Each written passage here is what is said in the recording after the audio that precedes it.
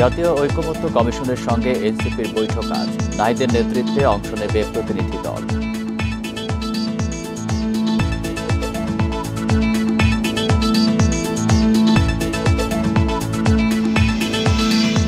চট্টগ্রামে চকবাজারে রিকশা উল্টে নালায় পড়ে শিশু নিখোঁজ, মা দাদি অক্ষত, উদ্ধারের চেষ্টা চলছে।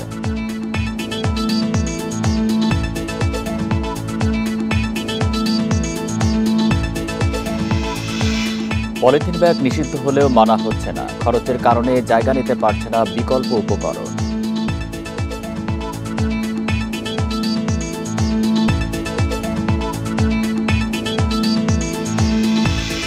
মিরপুর চিড়িয়াখানায় বাঘ বেড়ে এখন 11, এই রাখার মতো জায়গা, জোড়া মিলবে রংপুর, চট্টগ্রামে।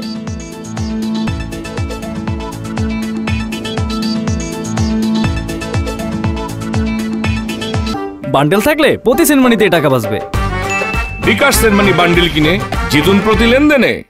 স্বাগত ইন্ডিপেন্ডেন্ট সংবাদে, আপনাদের সাথে আছি আমি আলী আশরাফ। শুনছিলেন শিরোনাম, যাচ্ছি পুরো খবরে। জাতীয় ঐকমত্য কমিশনের সাথে আজ বৈঠকে বসছে জাতীয় নাগরিক পার্টি এনসিপি। সকাল 10:30টায় জাতীয় সংসদের এলটি হলে শুরু হওয়ার কথা রয়েছে এই বৈঠক। এতে এনসিপির আহ্বায়ক নাহিদ ইসলামের নেতৃত্বে একটি প্রতিনিধি দল অংশ নেবে। এর আগে গত 23 মার্চ সংস্কার কমিশনের সুপারিশের ওপর জাতীয় ঐকমত্য কমিশনে লিখিত মতামত দেয় এনসিপি। কমিশনের 166টি প্রস্তাবের মধ্যে 22টির সঙ্গে তারা একমত নন। যে সুপারিশগুলো সংবিধানের সঙ্গে সম্পর্কিত নয়, সেগুলো অধ্যাদেশের মাধ্যমে বাস্তবায়ন ও সংবিধান সম্পর্কিত বিষয়গুলোর জন্য গণপরিষদ নির্বাচন প্রয়োজন বলেও মত দেয় এনসিপি। গত 28 ফেব্রুয়ারি যাত্রা শুরু করে জাতীয় নাগরিক পার্টি এনসিপি। এরপর থেকেই রাজনীতির মাঠে সরব দলের নেতাকর্মীরা।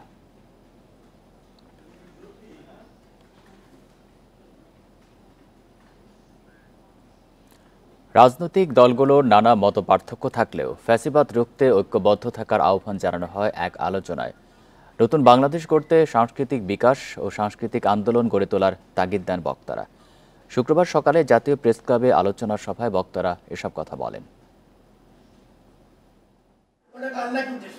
নতুন বাংলাদেশে সাংস্কৃতিক বিকাশ নিয়ে শুক্রবার জাতীয় প্রেস ক্লাবে আলোচনা সভার আয়োজন করে ইমাজিনেক্সট ফাউন্ডেশন। এতে অংশ নেন সাংস্কৃতিক কর্মী, রাজনীতিবিদ ও চিন্তাবিদেরা। বহির্বিশ্বের সঙ্গে দেশকে যুক্ত থাকার ক্ষেত্রে সংস্কৃতির বিকাশ গুরুত্বপূর্ণ বলেন সাবেক রাষ্ট্রদূত হুমায়ুন কবির।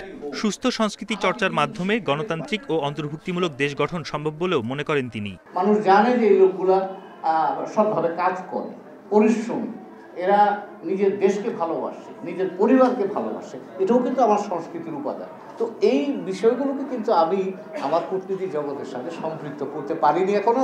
আমি এটার বড় প্রবক্তা, যেগুলোকে এর মধ্যে নিয়ে আসা দরকার, এবং সেই প্রেক্ষাপটটা যদি পাই তাহলে বাইরে পৃথিবীর সাথে সংযুক্ত হয়ে আমার পরিচিতিটাকে বাইরে আরও বলিষ্ঠভাবে আমি প্রকাশ করতে পারব। ধর্ম ও সেকুলারিজম নিয়ে খেলা চলছে বলে মন্তব্য করেন এনসিপির যুগ্ম আহ্বায়ক সারোয়ার তুষার। রাজনৈতিক মতপার্থক্য থাকলেও ফ্যাসিবাদ ঠেকাতে একতা ধরে রাখার তাগিদ দেন তিনি।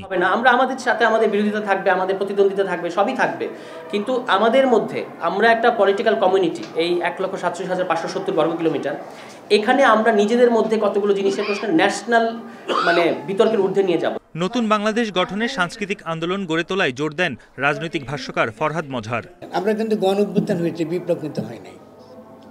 ফলে এখনকার যে লড়াই হবে, সাংস্কৃতিক লড়াই, এটা হবে যেটা অপূর্ণ, যেটা আমরা করতে পারিনি, এটাকে সম্পূর্ণ করার লড়াই। ফলে সাংস্কৃতিক যে লড়াই সংগ্রামটা, তার মধ্যে থাকবে আগামী দিনে আমরা কি করে বৃহত্তর লড়াইয়ের জন্য আমরা তৈরি হবে। সাংস্কৃতিক আন্দোলন সেই বৃহত্তর লড়াইয়ের জন্য আমাদেরকে তৈরি হতে হবে। এ সময় দেশে বিনিয়োগকারী বিদেশি কোম্পানিগুলো যাতে পরিবেশ নষ্টের কারণ না হয়, সেজন্য নীতিমালা করার আহ্বান জানান ফরহাদ মজহার। বন ইবনে কামাল, ইন্ডিপেন্ডেন্ট নিউজ, ঢাকা।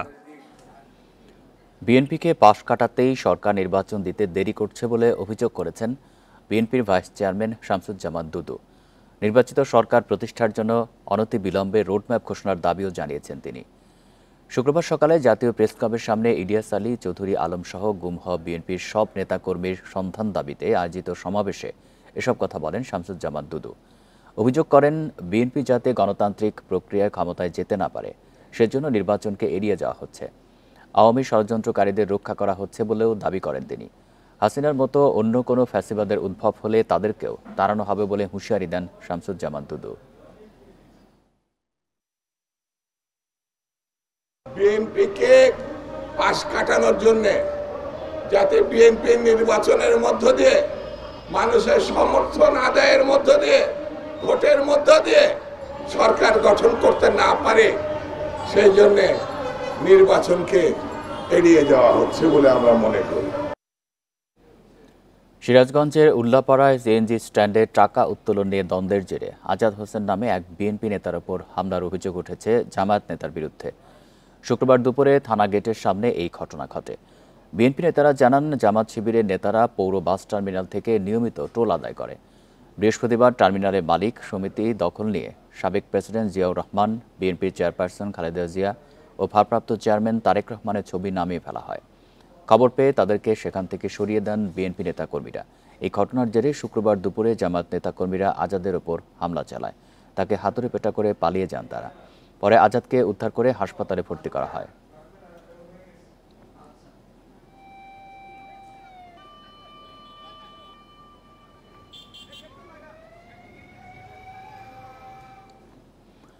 সরকার বিভিন্ন ভুল ত্রুটি করলেও গণমানুষের বিরুদ্ধে গিয়ে কোনো পদক্ষেপ নেয়নি বলে মন্তব্য করেছেন মুক্তিযুদ্ধ বিষয়ক উপদেষ্টা ফারুকী আজম। শুক্রবার সন্ধ্যায় চট্টগ্রাম প্রেস ক্লাবে গণস্বাস্থ্য কেন্দ্রের প্রতিষ্ঠাতা ডাক্তার জাফরুল্লাহ চৌধুরীর স্মরণ সভায় এই মন্তব্য করেন উপদেষ্টা। এ সময় তিনি বলেন, 16 বছরে আমাদের মধ্যে স্বৈরাচারী মানসিকতার সৃষ্টি হয়েছে। এই মানসিকতা আমাদের অস্তিত্বে প্রভাব ফেলেছে। সবচেয়ে বেশি সময় লাগছে এই মানসিকতা দূর করতেই।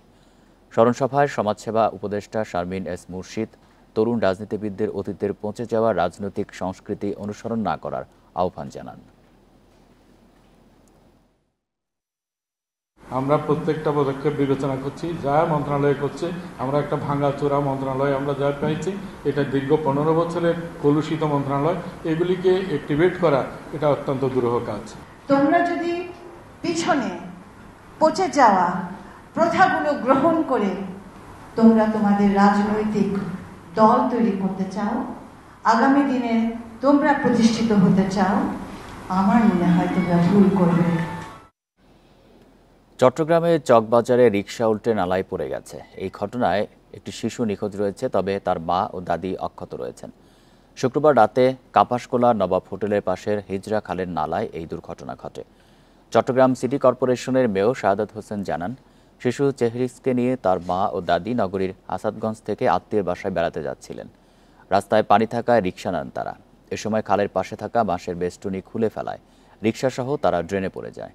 এ সময় স্থানীয়রা মা সালমা ও দাদি আয়েশাকে উদ্ধার করতে পারলেও পানির স্রোতে ড্রেনে ভেসে যায় শিশু চেহরিস।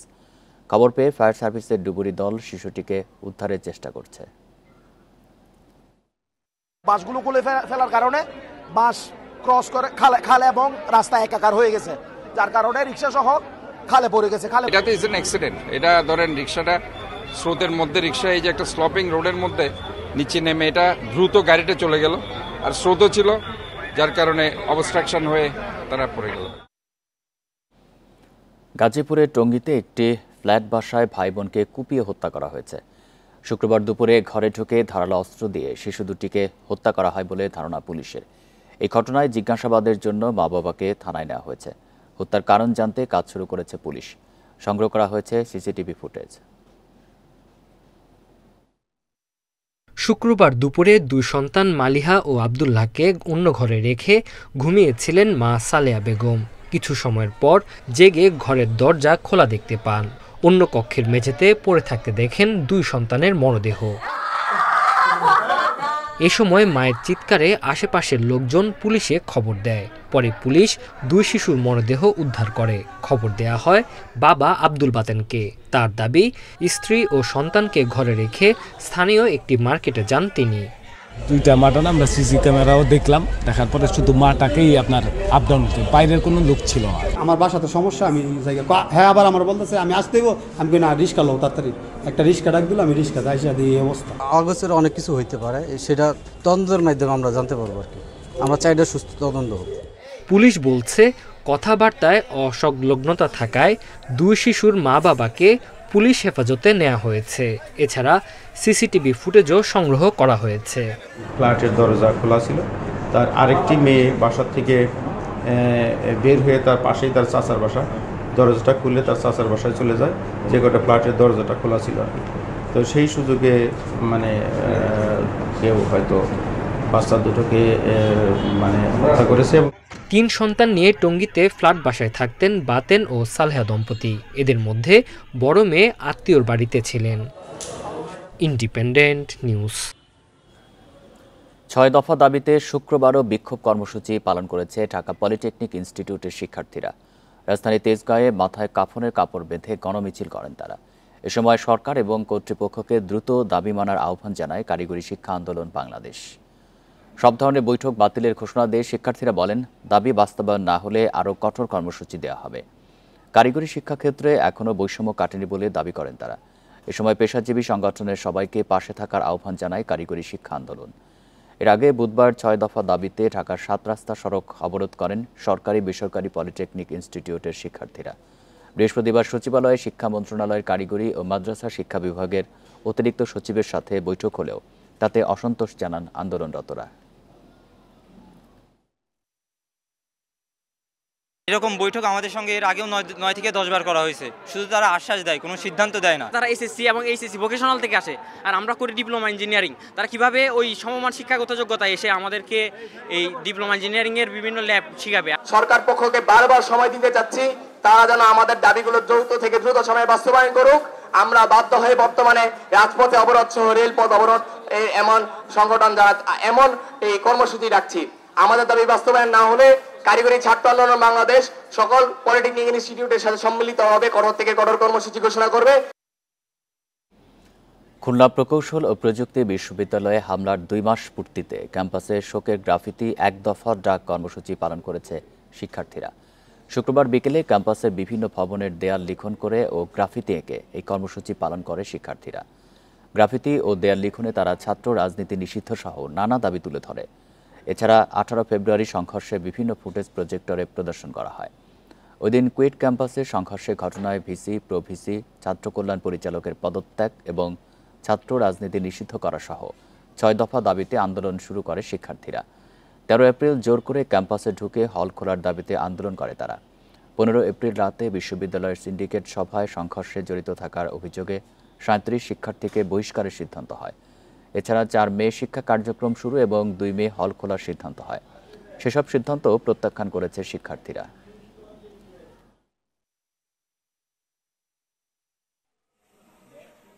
এইবারের আন্দোলনটা সবচেয়ে বেশি ইম্পর্টেন্ট। আমাদের জুলাইয়ের যে আন্দোলন ছিল সেই সময় যে গ্রাফিতি, এটা স্মৃতি, তো সেগুলো মুছে ফেলার পরিপ্রেক্ষিতে আমরা যেন ওগুলো রিস্টোর করতে পারি আবার, সেই কারণে আজকে আমরা গ্রাফিতি অঙ্কন করছি। দেশের মানুষকে জানাতে যে আমাদের ভিতর যে চাপা ক্ষোভ, যে ক্ষোভের আগুনটা আমাদের বুকের ভিতর জ্বলছে, সেটা আমরা সবাইকে জানিয়ে দিতে চাই। প্রায় 6 মাস আগে পলিথিন ব্যাগ নিষিদ্ধ করা হলেও কোথাও তা মানা হচ্ছে না। কাঁচা বাজার থেকে বিপণী বিতান সব জায়গায় দেদার ব্যবহার হচ্ছে পলিথিনের।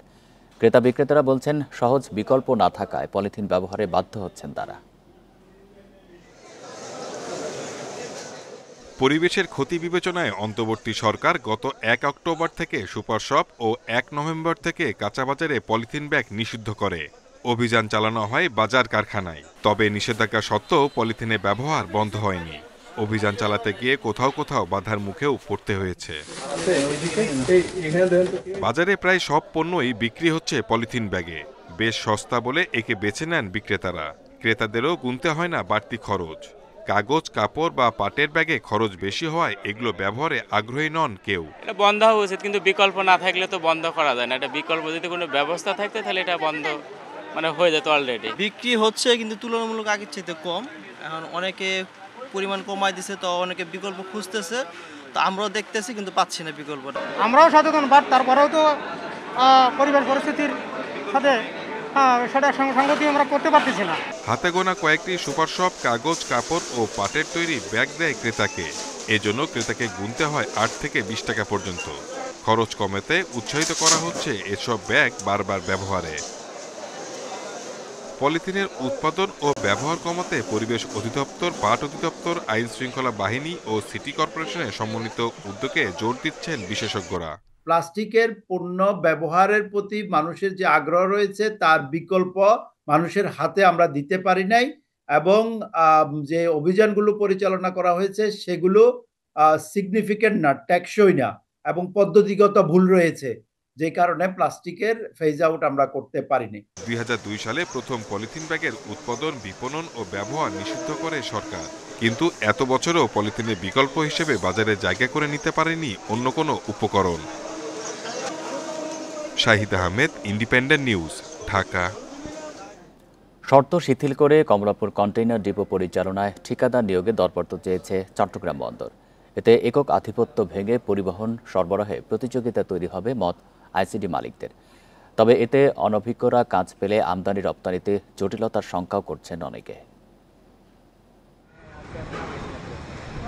ঢাকার কমলাপুর ইনল্যান্ড কন্টেইনার ডিপো 1987 সালে প্রতিষ্ঠার পর থেকে এর পরিচালনায় ছিল চট্টগ্রাম বন্দর।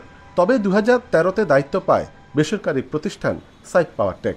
10 বছরের সেই চুক্তি শেষে 2023 সালে 18 জুন নতুন করে চাওয়া হয় দরপত্র। তবে তখন অভিযোগ উঠে সাইফ পাওয়ারটেককে সুবিধা দিতেই জুড়ে দেওয়া হয়েছে নির্দিষ্ট অভিজ্ঞতার শর্ত। রাজনৈতিক পালাবদলের পর আহ্বান করা দরপত্র প্রথম দফায় বাতিল হয় অংশীজনদের আপত্তিতে। সম্প্রতি নতুন করে দরপত্র চেয়ে কর্তৃপক্ষ বলছে এবার সমান সুযোগ নিশ্চিতে শর্ত শিথিল করা হয়েছে। বিভিন্ন স্টেক হোল্ডারদের চাহিদার প্রেক্ষিতে বা যারা বিডার তাদের চাহিদার প্রেক্ষিতে এটার স্পেক কিছুটা সংশোধন হয়েছে। এখন সবার জন্য এটা ওয়াইড করা হয়েছে। বেসরকারি আইসিডি সংশ্লিষ্টদের দাবি, রেল ওয়াগন থেকে কন্টেইনার হ্যান্ডলিংয়ের অভিজ্ঞতার শর্তটি রাখা হয়েছিল দরপত্র থেকে তাদের দূরে রাখতে। তবে সাইফ পাওয়ারটেকের দাবি, অনভিজ্ঞ ঠিকাদারদের কারণে বন্দরে স্থবিরতা তৈরি হবে। বিগত সময়ে যে অবডকগুলোকে এই দরপত্রে অংশগ্রহণের সুযোগ দেওয়া হয়নি বা কোয়ালিফিকেশন ক্রাইটেরিয়াতে তারা যে বাদ পড়ে গেছে, এটা অত্যন্ত দুঃখজনক বিষয় এবং এটা আমরা মনে করি যে শিপিং লজিস্টিক্স সেক্টরের সবচেয়ে বড় অ্যানোমালি। ইনএক্সপেরিয়েন্স কোম্পানি যদি আসে তাহলে এটা হচ্ছে কি ঢাকাতে এটা হচ্ছে মেইন হাব এক্সপোর্ট ইম্পোর্টের, এটা ক্ষতিগ্রস্ত হবে এবং এটা কিন্তু আগেও একবার এরকম ধরনের ঘটনা ঘটেছিল। এটা তো একটা খুব স্পেশালাইজড জব এবং এখানে প্রপার এক্সপেরিয়েন্সড কোম্পানিগুলোকে মূল্যায়ন করা উচিত। কমলাপুর আইসিডিতে বছরে হ্যান্ডলিং হয় প্রায় 80,000 কন্টেইনার। গত বছর 39,211 কন্টেইনারে আমদানি এবং 40,796 কন্টেইনারে হ্যান্ডলিং হয়েছে রপ্তানি পণ্য। অনুপম শীল, ইন্ডিপেন্ডেন্ট নিউজ, চট্টগ্রাম। ঢাকার বাজারে 80 টাকার নিচে কোনো সবজি নেই। কাকরোল 150, ধুন্দলের জন্য গুনতে হচ্ছে 120 টাকা। কেজিতে 20 টাকা বেড়ে পেঁয়াজের দাম 60-এর ওপরে। মজুদ পর্যাপ্ত থাকার পরও মিনিকেটের কেজি 90 আর মোটা চালের জন্য গুনতে হচ্ছে 60 টাকার বেশি। তবে বোতলজাত সয়াবিন তেল মিলছে সরকার নির্ধারিত 189 টাকা লিটারেই। শাকসবজির কোনো কমতি নেই রাজধানীর বাজারে, তবে দামে নেই স্বস্তি। বেগুন, করলা, ঢেঁড়স, কাঁচামরিচের কেজি পাইকারি বাজারে 80 টাকার উপরে। কাকরোল, ঢেঁড়স, ধুন্দলের জন্য গুনতে হচ্ছে 120 টাকা পর্যন্ত। সস্তার পেঁপের দামও 50 টাকা কেজি। স্যালারি এরকম বাড়ে না প্রতি মাসে, যেভাবে বাজার ঘাটে যেভাবে দরদাম হচ্ছে বাড়ছে, আসলে কমতেছে না, বাড়তেইছে। সরকারের দুই ব্যবস্থা নিতে তো আমরাও ভালো হইতো, জনগণের ভালো হইতো, গরিব দুঃখী বাঁচত। পেঁয়াজের ঝাঁঝও মাত্রাহীন, কেজিতে 20 টাকা বেড়ে দাঁড়িয়েছে 60 টাকায়। তবে এ প্রশ্নে কোনো সদুত্তর নেই বিক্রেতার কাছে। কাঠি পেঁয়াজ উঠে গেছে, এখন আলি পেঁয়াজ আইছে, এটা রাখি পেঁয়াজ, এটা একটু দাম বেশি বাজারে। সবচেয়ে বেশি ভোগাচ্ছে চাল। সরবরাহের ঘাটতি নেই, তারপরও মিনিকেটের কেজি 90 আর মোটা চাল ছাড়িয়েছে 60 টাকার ঘরে। কর্পোরেট কোম্পানিগুলি ছিল না, বাজারটা কম ছিল। কর্পোরেট কোম্পানি বাজার আসার পর থেকে চালের দাম দিন দিন বাড়ছে, কোনো কমে নেই। যে 90 টাকা কেজি চালের কেজি হয়, তাহলে আমি নিজে থেকে মনে করি যে পোলাও চাল কিনে খাওয়া ভালো। সত্যিকারের তো পোলাও চালই তো মনে করেন 90 টাকা 100 টাকা কেজি বিক্রি করে। বোতলজাত সয়াবিন তেল 189 টাকা লিটার। আর গত সপ্তাহের তুলনায় কিছুটা কম মুরগির দাম। ব্রয়লার 160 আর সোনালির কেজি 220 টাকা। Shahid Ahmed, Independent News, Dhaka. লালমনিরহাটে পাটগ্রাম সীমান্ত পেরিয়ে আজিনুর রহমান নামে বাংলাদেশি যুবককে ধরে নিয়ে যাওয়ার অভিযোগ উঠেছে ভারতীয় নাগরিকদের বিরুদ্ধে। পরে তাকে কাঁটাতারের বেড়ায় বেঁধে নির্যাতন করে বিএসএফের হাতে তুলে দেওয়া হয়। শুক্রবার দুপুরে উপজেলার বাউড়া ইউনিয়নের জমগ্রাম ডাঙ্গারপাড় এলাকায় সীমান্ত পিলারের কাছে এই ঘটনা ঘটে। স্থানীয়রা জানায়, আজিনুর রহমান সীমান্ত ঘেঁষা বাংলাদেশি জমিতে কাজ করতে যান। এ সময় 8 থেকে 10 জন ভারতীয় নাগরিক বাংলাদেশের ভেতরে ঢুকে তাকে ধরে নিয়ে যায়। পরে তাকে কাঁটাতারের বেড়ায় বেঁধে নির্যাতন করা হয়। খবর পেয়ে বিএসএফ সদস্যরা তাকে উদ্ধার করে নিয়ে যায়।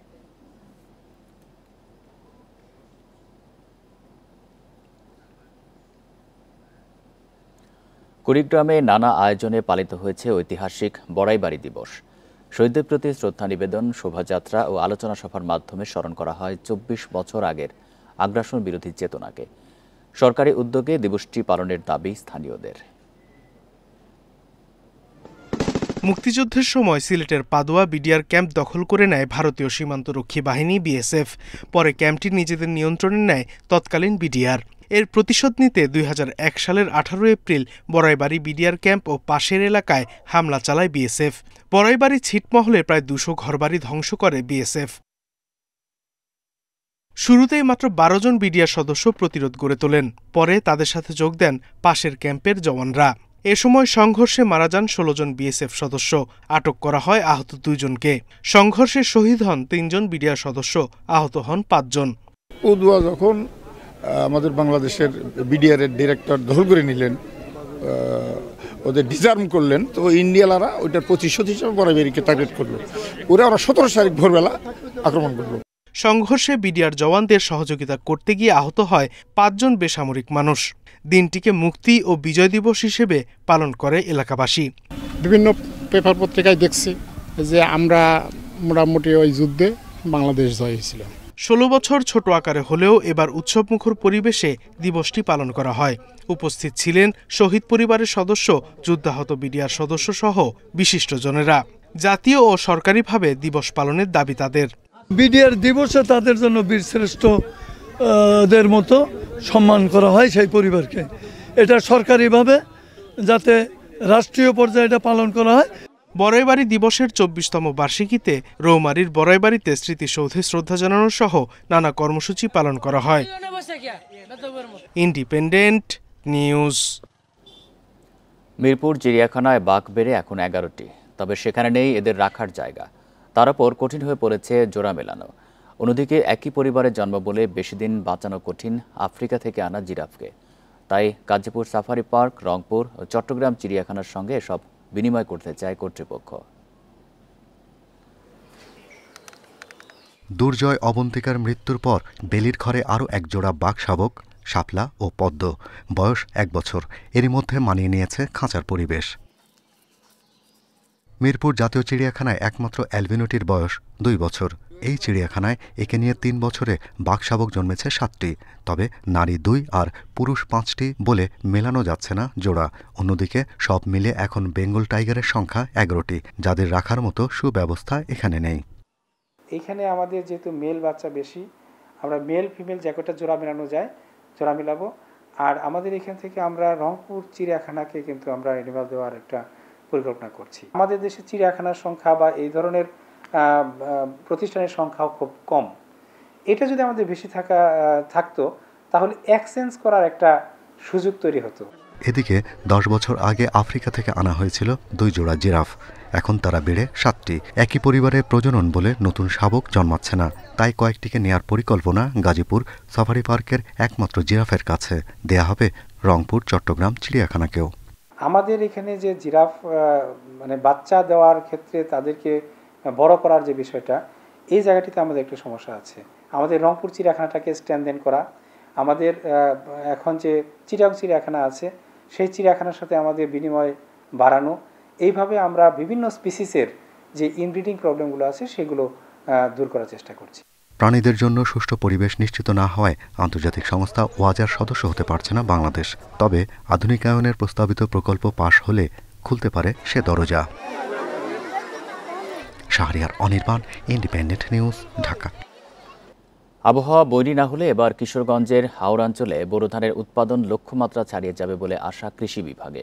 তবে শিলাবৃষ্টি ও আগাম বন্যার শঙ্কায় ধান ৮০% পাকলেই কেটে ফেলার পরামর্শ তাদের।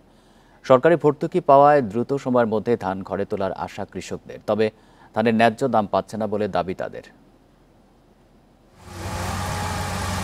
কিশোরগঞ্জের ১,৫০০ বর্গ কিলোমিটার বিস্তৃত হাওরে এখন যেদিকেই দৃষ্টি যায় সেদিকেই দেখা মিলছে পাকা ধানের। আবহাওয়া ভালো থাকায় এবার উৎপাদনও বেশ ভালো। তবে শিলাবৃষ্টি ও আগাম বন্যার শঙ্কায় ৮০% পাকলেই কাটতে হবে ধান। কৃষি বিভাগের এমন পরামর্শে প্রখর রোদ উপেক্ষা করে বোরো ধান কাটায় ব্যস্ত হাওড় অঞ্চলের কৃষক। ধান কাটাই মাড়াই করে ঘরে তোলার কাজে সাহায্য করছেন কিষানীরাও। তবে ধানের ন্যায্য দাম পাচ্ছেন না বলে দাবি কৃষকদের। সরকার যে দাম দিচ্ছে এই দামে তো ব্যাপারীরা আমরা দেয় না, ব্যাপারীরা যাতে আমরা এই নাটক আইতারে সরকার যদি এই বিষয়টি একটু দেখতো তে আমাদের কৃষকের জন্য ভালো হতো। প্রতি মনে আমরা করতে 1000-1100 টাকা, ওখানে আমরা বেচতেছি 950 টাকা। তো ওখানে আমরা ধানের দরটা তো একটু বাড়তি হইলে আমরা একটু ভালো হইলে। সরকারি ভর্তুকি মূল্যে কৃষকদের দেয়া কম্বাইন হারভেস্টারে দ্রুত সময়ে জমি থেকে ধান কেটে ঘরে তুলছেন কৃষকেরা। ধান কাটতে বস্তা বইরা একবারে বাইক নিয়ে যাচ্ছি, আমরা অল্প সময়ে ওই যাচ্ছি, বন্যা আসলেও আমরা কোনো ক্ষতি হবে না। ধান কাটার মেশিন আমাদের দেশে হওয়াতে আমাদের অনেকটাই উপকার হয়েছে। ধান মেশিনে অনেকগুলা জমি কাটে ফেলতে পারে। জেলায় 1,68,115 হেক্টর জমিতে বোরো ধানের আবাদ হয়েছে। এর মধ্যে শুধু হাওড়ে হয়েছে 1,04,430 হেক্টর জমিতে। আবহাওয়া অনুকূলে থাকলে উৎপাদন ছাড়িয়ে যাবার আশা কৃষি বিভাগের। বোরো ফসলের অবস্থা খুবই চমৎকার, কোনো রোগ বা পোকামাকড়ের আক্রমণ একদমই নেই। আবহাওয়া যদি প্রতিকূলে না যায় তাহলে কৃষকগঞ্জ জেলায় বোরোর একটা বাম্পার ফলন হবে বলে আমরা আশা করি। জেলায় উৎপাদিত বোরো ধান থেকে চালের লক্ষ্যমাত্রা ধরা হয়েছে 7,88,912 মেট্রিক টন, যার আনুমানিক বাজার মূল্য প্রায় 4,000 কোটি টাকা। Independent news. সিরাজগঞ্জের রায়গঞ্জে দখলকে কেন্দ্র করে দীর্ঘদিন ধরে বন্ধ রয়েছে অগভীর নলকূপ। সেচ কার্যক্রম বন্ধ থাকায় দুশ্চিন্তায় পড়েছে প্রায় 100 বিঘা জমির চাষিরা। এদিকে এ নিয়ে মামলা হলেও আসামিরা জামিনে থাকায় নেওয়া হচ্ছে না কোনো ব্যবস্থা। পুলিশ বলছে তদন্ত চলছে।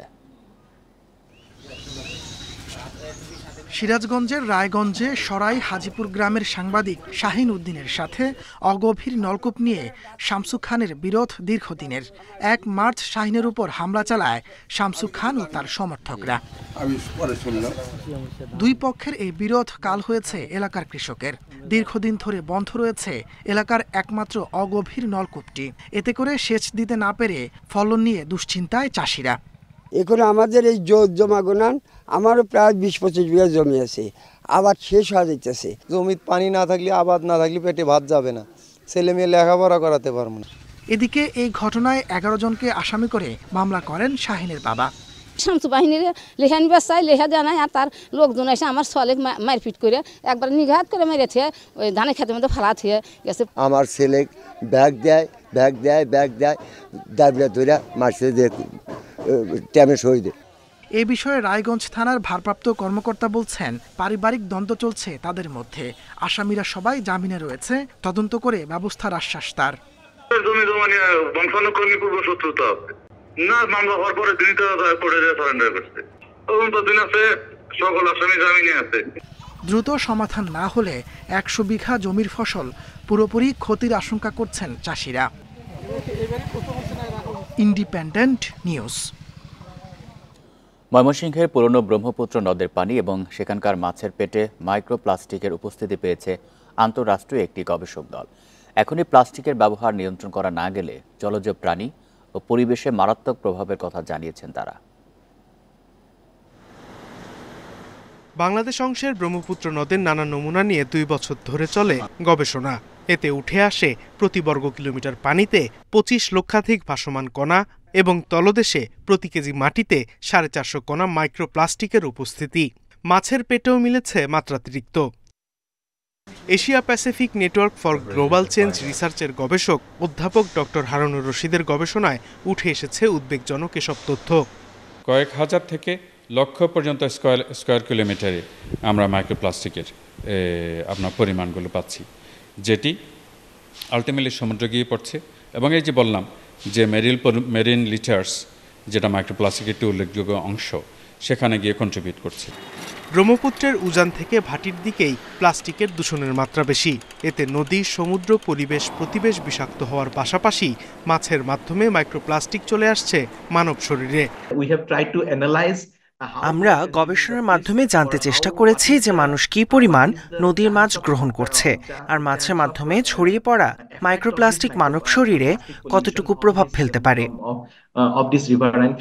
চিকিৎসকরা জানিয়েছেন, মাইক্রোপ্লাস্টিকে আক্রান্ত মাছের মাধ্যমে মানবদেহে ছড়িয়ে পড়ছে ক্যান্সার সহ জটিল নানা রোগ ব্যাধি। এই মাইক্রোপ্লাস্টিকগুলি আমাদের শ্বাসনালীর জন্য, বিশেষ করে bronchial asthma, COPD, lung cancer এরকম মারাত্মক স্বাস্থ্য ঝুঁকিতে মানুষ পড়তে পারে। তাছাড়া এই মাইক্রোপার্টিকেলগুলি আমাদের প্রজনন ক্ষমতার উপরে বিবাহ প্রভাব পড়ে। গত 2 বছর ধরে ভুটানের 3টি নদী, ভারতের 1টি এবং বাংলাদেশের 2টি নদীর ওপর গবেষণা করে দলটি, যেখানে সবচেয়ে বেশি দূষণের তথ্য উঠে আসে বাংলাদেশের অংশে। Independent news. সৌদি আরবে ভবন থেকে পড়ে নজরুল ইসলাম নামে এক বাংলাদেশি শ্রমিকের মৃত্যু হয়েছে। শুক্রবার স্থানীয় সময় ভোর 4টায় রিয়াদের একটি ভবনে কাজ করতে গিয়ে এই দুর্ঘটনা ঘটে। নিহত নজরুল ইসলাম সিলেটের কোম্পানিগঞ্জের মুরারগাঁও গ্রামের নিজামুদ্দিনের ছেলে। নিহতের স্বজনরা জানিয়েছেন, সংসারে আর্থিক সচ্ছলতা ফিরিয়ে আনতে 4 মাস আগে প্রায় 2.5 লাখ টাকা ঋণ করে সৌদি আরব যান নজরুল। সেখানে গিয়ে নির্মাণ শ্রমিক হিসাবে কাজ শুরু করেন। গত মাসে রিয়াদে একটি বহুতল ভবনের নির্মাণকর্মী হিসাবে নিয়োগ পান নজরুল। মরদেহ দেশে ফিরিয়ে আনার প্রক্রিয়া চলছে বলেও জানায় নিহতের পরিবার।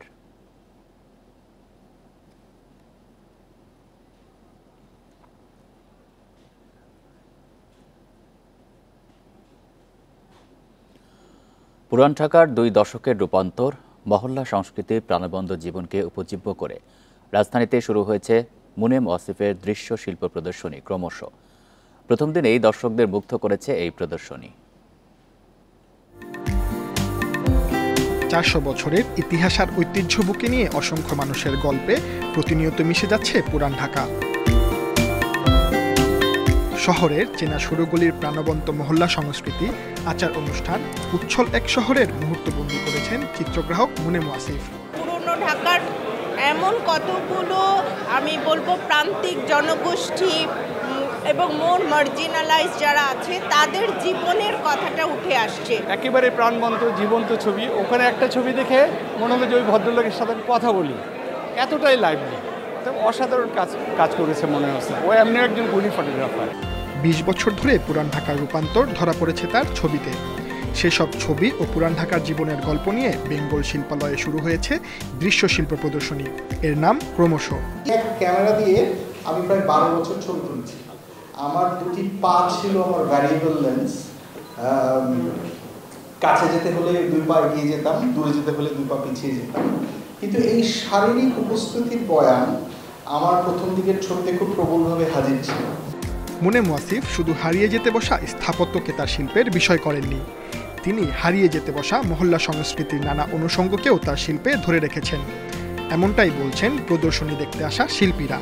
বিশাল ভিজুয়াল ল্যান্ডস্কেপটা আমি চোখে দেখছি, সেটাকে ওই ছোট্ট একটা টোনালিটির মধ্যে আনতে গেলে অনেক ধরনের সিদ্ধান্ত নিতে হয়, কিছু জায়গায় ছাড় দিতে হয়। এই রাখা ছাড়ার মধ্যে দিয়ে কি পাবো না সেই সিদ্ধান্তগুলি নিজে বুঝে নিতে হয়, কারণ সেটার ভিত্তিতেই কিন্তু আমি ছবিটাকে নির্মাণ করছি।